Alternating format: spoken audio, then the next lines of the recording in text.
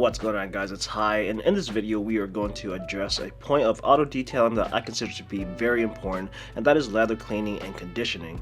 If you think about it, leather interiors take quite a beating. If you have leather seats or a leather steering wheel, they get used every time the car is driven. Then you have dashes or other panels that constantly take hits from UV rays. These are obviously things that all interiors have to deal with, but leather is so much more susceptible to damage than synthetic materials. Because of this, we have to really take the time to treat the leather if we want it to last a long time. Over the last few years, I've been using leather-focused products from Lexol. This is a brand commonly associated with leather and is known to produce good products. To get started, let's first take a look at the products that I'll be using. Lexol has numbered their products to make it easier to understand the order that they should be used in. First is the All Leather Cleaner. As you can probably tell by the name, this product is used first to clean the leather. Then it is followed up by the All Leather Conditioner. This product will treat the leather and leave behind a trace layer of protectant.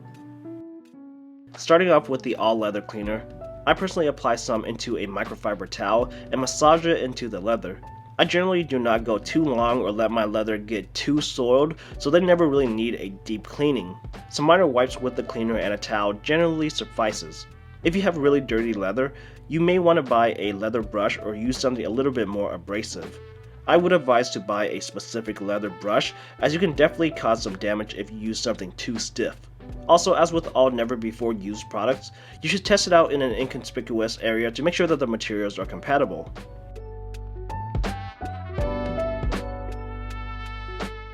Once the leather cleaner has been thoroughly used, we take a second towel and wipe away the excess. The instructions say to use a damp towel, then follow up with a dry towel to pick up this excess, but I personally just use a single dry towel for the entire step. Not saying that you should do as I do, as I'm just some guy on the internet. You should probably follow the directions.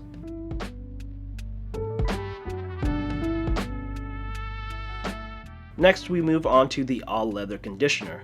Application of this product is essentially the same as with the All Leather Cleaner. We rub it into the leather and wipe off any excess. To apply the conditioner, I like to use an applicator pad. This particular one is from Chemical Guys, and I like these because they do the job and are pretty cheap. You can get them for around $1 each. I like to use applicator pad because it gives me more control, and I want that for this step.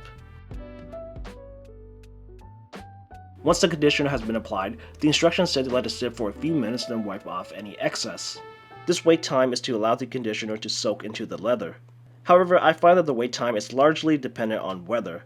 If you're going to do this on a hot day, the leather is going to soak up to the conditioner up a lot faster than on a cold day. Just keep that in mind. You can't really go wrong with this process. When there's excess, it's pretty obvious. If everything looks dry but there's a few spots that look wet and shiny, just hit these spots with a clean towel and you're good. Also pay attention to the seams and stitching, as product tends to pool in those areas. And that's it.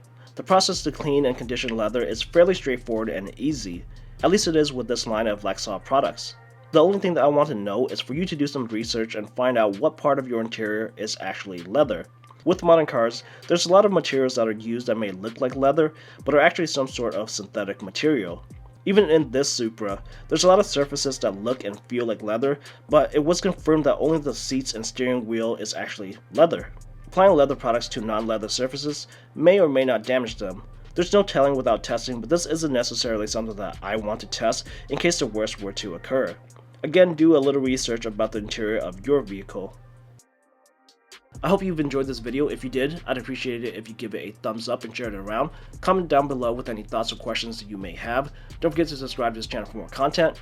Also, if you want to further support my work, consider hitting the join button down below and become a member of this channel and enjoy the benefits that come with that. Thanks a lot for watching this video, and I'll see you guys in the next one.